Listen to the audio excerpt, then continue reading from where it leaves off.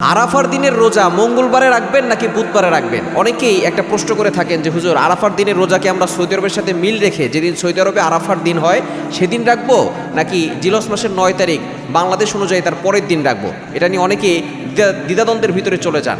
আসলে আরাফার দিনের রোজাটা হচ্ছে খুবই গুরুত্বপূর্ণ একটা আমল। নবীজি ইসলাম জানিয়ে দিয়েছেন, সিয়ামু ইয়াউমি আরাফা, আরাফার দিনের রোজা, ইন্নী আহতাসিবু আলাল্লাহ আইয়ুকাফিরু আস-সানাতাল্লাতী ক্বাবলা ওয়াস-সানাতাল্লাতী বা'দা।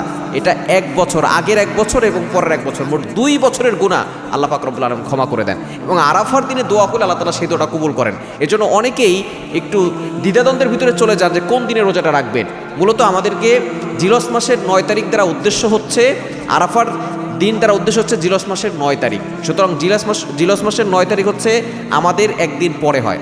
আরাফার দিন আমাদের জিলহজ মাসের 9 তারিখ। সুতরাং বাংলাদেশের মানুষ যারা আছেন তারা বুধবারে রোজা রাখবেন, যেহেতু বৃহস্পতিবার ঈদের একদিন আগে জিলহজ মাসের 9 তারিখে, 9 তারিখ 9 জিলহজ মানে হচ্ছে আরাফার দিন। এজন্য বাংলাদেশে আমরা যারা আছি আমরা জিলহজ মাসের 9 তারিখে রোজাটা রাখার চেষ্টা করবো ইনশাআল্লাহ বুধবারে।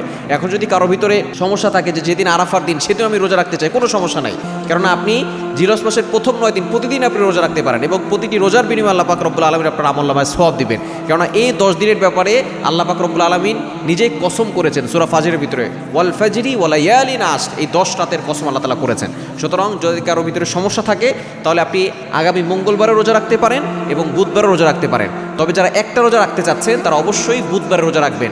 জিলহজ মাস আরাফার দ্বারা উদ্দেশ্য হচ্ছে জিলহজ মাসের 9 তারিখ। সুতরাং যারা একটা রোজা রাখবেন তারা বুধবারে অবশ্যই রোজা রাখবেন এবং এই রোজা রেখে আপনি আল্লাহর কাছে দোয়া করলে দোয়া কবুল হবে। বিশেষ করে রোজা রেখে একটা দোয়া বেশি বেশি পড়বেন, লা ইলাহা ইল্লাল্লাহু ওয়াহদা লা শারীকা লা লাহুল মুলকু ওয়া লাহুল হামদু ওয়া হুয়া আলা কুল্লি শাইইন কাদির। এরপর আপনি আল্লাহর কাছে দোয়া করলে আল্লাহ তাআলা আপনার সকল দোয়াগুলো কবুল করে নেবেন।